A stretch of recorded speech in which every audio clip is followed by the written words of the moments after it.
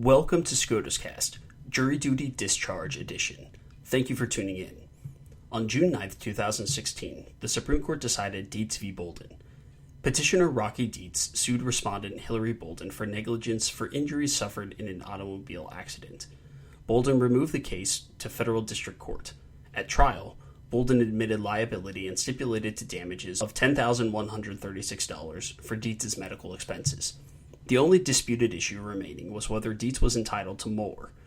During deliberations, the jury sent the judge a note asking whether Dietz's medical expenses had been paid, and if so, by whom. Although the judge was concerned that the jury may not have understood that a verdict of less than the stipulated amount would require a mistrial, the judge, with the parties' consent, responded only that the information being sought was not relevant to the verdict. The jury returned a verdict in Dietz's favor, but awarded him $0 in damages. After the verdict, the judge discharged the jury, and the jurors left the courtroom. Moments later, the judge realized the error in the $0 verdict and ordered the clerk to bring back the jurors, who were all in the building, including one who may have left for a short time and returned. Over the objection of Dietz's counsel and in the interest of judicial economy and efficiency, the judge decided to recall the jury. After questioning the jurors as a group, the judge was satisfied that none had spoken about the case to anyone, and ordered them to return the next morning. After receiving clarifying instructions, the reassembled jury returned a verdict awarding Dietz $15,000 in damages. On appeal, the Ninth Circuit affirmed. The question before the Supreme Court was whether a federal district court can recall a jury if it has discharged, or whether the court can remedy the error only by ordering a new trial. By a vote of 6-2, the Supreme Court affirmed the judgment of the Ninth Circuit. Justice Sotomayor delivered the opinion of the court, which held that a federal district court has a limited inherent power to rescind a jury discharge order and recall a jury in a civil case for further deliberations after identifying an error in the jury's verdict. The district court did not abuse that power here. Justice Sotomayor's majority opinion was joined by the Chief Justice and Justices Ginsburg, Breyer, Alito, and Kagan. Justice Thomas filed a dissenting opinion, in which Justice Kennedy joined. To discuss the case, we have Brad Shannon, who is a professor of law at Florida Coastal School of Law. As always, the Federalist Society takes no position on particular legal or public policy issues. All expressions of opinion are those of the speaker. And now, Professor Shannon. One would not expect a case involving a fender bender in Bozeman, Montana to make it all the way to the Supreme Court of the United States, yet that is what happened here, which shows that even a seemingly routine case can raise interesting issues about the inherent power of federal courts. According to the Supreme Court, there were two main issues or sub-issues in this case. Number one, whether a federal court has the inherent power to recall a discharged jury, and number two, if so, under what circumstances. So first, regarding the first issue, the inherent power of the federal courts, this, it turns out, is a very interesting but very murky subject. The question essentially, with respect to inherent power, is essentially, aside from whatever authority is provided for under the Constitution and federal statutes and any procedural rules, what are the federal courts empowered to do? And the answer is probably not much, at least in the broad scope of things. And one might recall that under the Constitution, Congress need not even create federal district courts. But, having said that, it also seems that under Article 3, once a federal court has been established, it is vested with the judicial power. And what does that mean? Well, at a minimum, it seems that the judicial power must include the power to decide cases within a court's jurisdiction, and, of course, to make any ancillary rulings related thereto.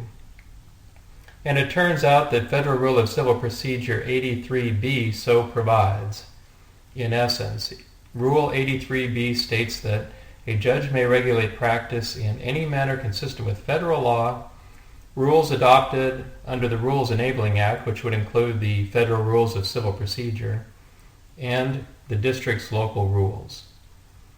So, with respect to inherent power, the bottom line is this. As Justice Alito pointed out during oral argument, there are many things that courts reasonably may do that are not governed by any statute or rule. And the court in this case held that recalling a discharged jury, at least in certain circumstances, is one of those things. Now, regarding the circumstances in which a discharged jury may be recalled, the court stated first that any suggestion of prejudice should counsel a district court not to exercise its inherent power. And certainly this would be true if there was evidence that the jury was directly prejudiced. But the court also stated that a district court should consider at least 3 additional factors to determine if the jury was indirectly prejudiced. Number 1, the length of delay between the discharge and the recall. Number 2, whether the jurors had spoken to anyone about the case after discharge, and this would include the use of social media or any other electronic media.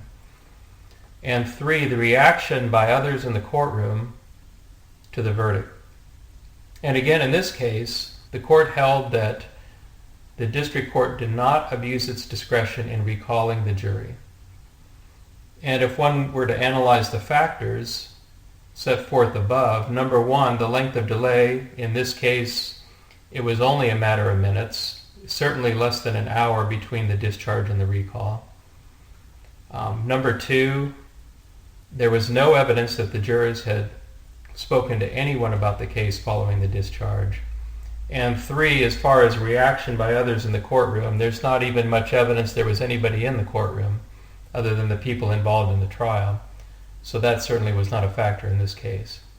So in this case, we have a situation where, except for the one juror that left the building, that was somewhat interesting, this was almost a perfect or a very sympathetic case in favor of recall. And that's the way the court came out. There was one more aspect to the court's opinion. At the very end, the court at least purported to limit the inherent power to recall a jury to civil cases, which means that its holding in this case was not to be extended to criminal cases. Now obviously this was dicta, but I think it falls in the category of pretty clear dicta. The court seemed quite emphatic on this point, and I would expect the court to be serious about that dicta in future cases. So to summarize, I found personally the court's holding to be a little surprising, given, first of all, the historical practice in this area in many jurisdictions. In many jurisdictions, federal and state, the rule had been once the jury was discharged, there was no possibility of recall. So the fact that they opened the door slightly in this case to the possibility of recall, that was somewhat surprising. And I think it was somewhat surprising that the court opted for a multi-factor test rather than a more bright-line standard. And incidentally, these were essentially the arguments by Dietz as well as the dissent. On the other hand, it seems also that the court came up with a very pragmatic solution for this problem. And again, I think everyone should probably keep in mind the very limited scope of the court's ruling here. And I guess I would add that I seriously doubt that this issue will arise very often, at least in the federal courts. This case, though, does leave a few unanswered questions, though. For example, in this case, the trial was in Butte, Montana. What if the trial would have been in Manhattan? Would that have made a difference? I would say maybe, maybe not. What if the stakes were higher? This case involved $10,000. What if it was $100 million? What if the trial was longer? What if instead of 2 days, the trial had lasted 2 months?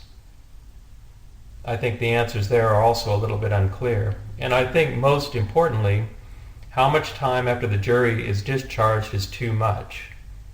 Here it was, again, less than 1 hour. What if it had been 1 day? I have to believe that 1 day would be too much, but I think the answer there is a little bit unclear, and as well as where it might fall anywhere in between. Just a few other further last thoughts, kind of extending the court's decision a little further. Some points that I think practitioners and judges might consider. Number 1 is, this case reminded me that the prudent judge as well as counsel should scrutinize the verdict and resolve any problems with the verdict prior to discharging the jury. Now, admittedly, that is asking a lot, because once the verdict has been rendered, there is a lot of pressure to conclude the trial. Everybody is tired, and the jury in particular wants to leave. So this is not easy, but it's one of those situations where people need to take the time, and if there's an obvious problem with the verdict, somebody needs to say something, and in this case, neither counsel nor the judge took any action prior to the discharge. Secondly, I would say that I believe that this case is going to ultimately have more impact on state courts than federal. And I say that because I think the issue is going to arise more frequently in the state courts due to volume, if nothing else. Now, of course, the state courts are not formally bound by the Supreme Court's decision in this case, but I suspect that this decision will prove influential in the state courts as well. And finally, I think this case shows one of the many virtues of bench trials or non-jury trials. In a non-jury trial, this issue would be avoided entirely, because the district court has much more flexibility under the rules to reopen the proceedings. Thank you for listening to this episode of SCOTUScast. For more episodes of SCOTUScast, as well as audio and video of past Federalist Society events, please visit our website at www.federalistsociety.org/multimedia.